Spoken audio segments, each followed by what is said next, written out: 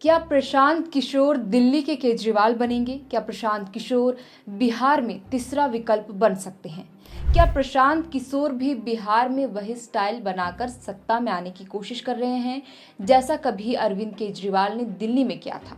क्या दिल्ली में जो कामयाबी अरविंद केजरीवाल को मिली थी वही कामयाबी प्रशांत किशोर बिहार की राजनीति में दोहरा सकते हैं? वह घटनाक्रम क्या है जिसकी वजह से प्रशांत किशोर को दिल्ली का केजरीवाल कहा जाने लगा है?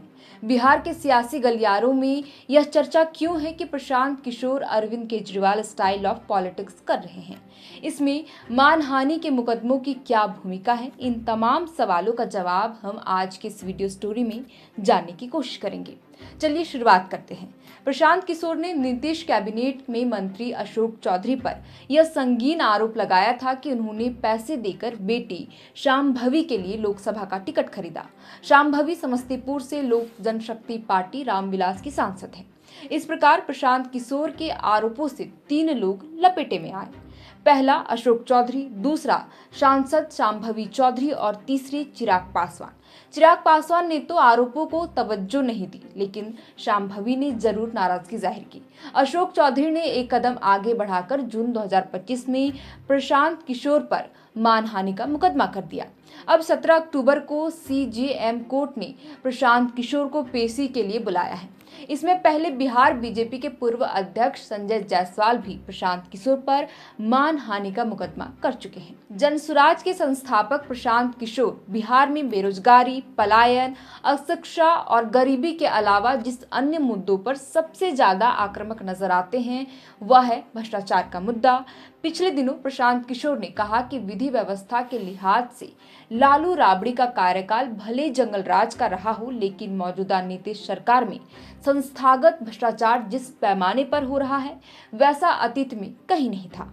प्रशांत किशोर सत्ता में आने पर स्पेशल कानून लाने की बात करते हैं, जिसके तहत वह 100 सबसे भ्रष्ट लोगों की सूची बनाकर उनके खिलाफ स्पेशल कोर्ट में मुकदमा चलाएंगे, उनको जेल भेजेंगे और संबंधित व्यक्तियों के रिश्तेदारों से भी संपत्तियों की वसूली करके उनको सरकारी खजाने में जमा कराएंगे। अब सवाल है केजरीवाल से तुलना की।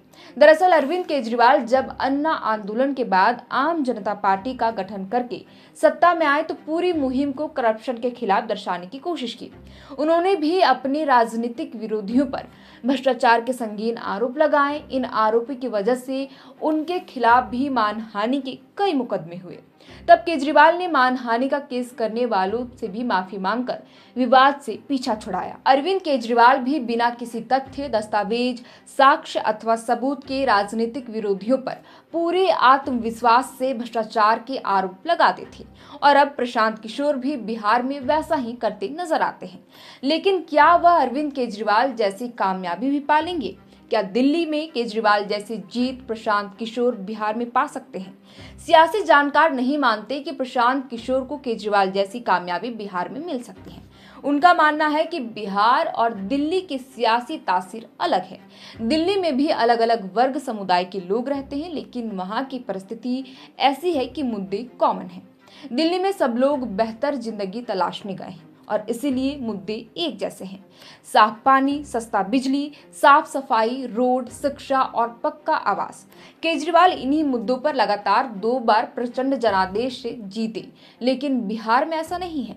बिहार की राजनीति जाति की जकड़न में जकड़ी है। जाति जनगणना के आंकड़ों ने इसे और भी गंभीर बना दिया है। सियासी जानकार कहते हैं कि यहाँ भले ही लोग माइक में खुलकर मुद्दों की बात करें, लेकिन आखिर में जाति, क्षेत्र और धर्म वोटिंग का बड़ा आधार होगा। इसका संदर्भ एक वीडियो से लिया जा सकता है, जहां एक बुजुर्ग महिला पत्रकार के सवाल का जवाब देते हुए कहती हैं कि विकास कौन जात का है। पत्रकार ने पूछा था कि जाति के आधार पर वोट दीजिएगा कि विकास के मुद्दे पर। इसीलिए रैलियों में जुटी भीड़ को वोट के रूप में कंसीडर नहीं करना चाहिए। मतदाता तय कर चुका है कि किसे वोट करेगा।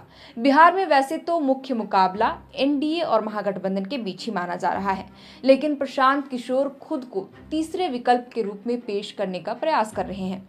इसका अंदाजा इस बात से भी लगाया जा सकता है कि उन्होंने कहा था कि यदि जनसुराज को 243 विधानसभा सीटों में 135 सीटें आई तो इसे व्यक्तिगत हार मानूंगा। हालांकि सियासी जानकारों ने इसे उनका बड़बोलापन कहा। प्रशांत किशोर खुद को भ्रष्टाचार के खिलाफ योद्धा के रूप में पेश करते हैं, लेकिन एक वही नहीं है जिनके पास यह मुद्दा है। खुद नीतीश कुमार 2005 में जंगल राज और चारा घोटाला का मुद्दा बनाकर सत्ता में आए थे। वह 2010 और 2020 के चुनाव में भी इसे मुद्दा बना चुके हैं और अभी भी एनडीए के लिए यह प्रमुख मुद्दों में से एक है। अभी पिछले दिनों पटना में नीतीश कुमार ने कहा कि पूर्ववर्ती सरकारों के मुखिया ने केवल अपने परिवार का ध्यान रखा, जबकि हम पूरे बिहार के लिए काम करते हैं। प्रशांत किशोर ने अशोक चौधरी पर केवल पैसे देकर बेटी के लिए टिकट खरीदने का आरोप ही नहीं लगाया, बल्कि उन्होंने उन पर 200 करोड़ रुपए की घपलेबाजी का भी आरोप लगाया है।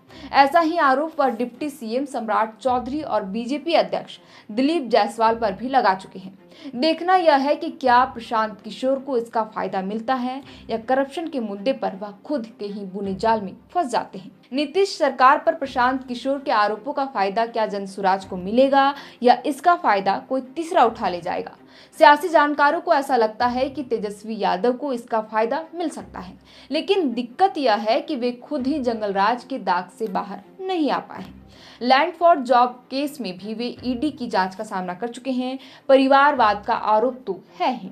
जेडीयू नेता राजीव रंजन उर्फ लल्लन सिंह कहते हैं कि प्रशांत किशोर राजनीतिक व्यक्ति नहीं है, वह बिजनेसमैन है और अपना व्यापार बढ़ाने के लिए मार्केटिंग करते हैं। कई लोग उनको केवल आंकड़ों का जादूगर कहते हैं, ऐसा अति महत्वाकांक्षी व्यक्ति जिसे जमीनी हकीकत का अनुमान नहीं है। दिल्ली में अरविंद केजरीवाल को जरूर कामयाबी मिली, लेकिन जरूरी नहीं कि केजरीवाल स्टाइल ऑफ पॉलिटिक्स का फायदा प्रशांत किशोर को भी मिल जाए। प्रशांत किशोर 3 साल से बिहार में घूम रहे हैं, मुद्दों की बात करते हैं, लेकिन उनसे कहीं ज्यादा मंझे खिलाड़ी पहले से ही मैदान में हैं। क्रिकेट की बात और है कि नेपाल भी वेस्ट इंडीज को हरा देता है, लेकिन ये तो सियासत है। फिलहाल के लिए इस वीडियो में इतना ही। आप देख रहे थे द फोर्थ पिलर बिहार। आपके लिए खबर लिखा था हमारे कंटेंट हेड सूरज ठाकुर ने। हमारा नाम है शेरतन। बहुत बहुत शुक्रिया।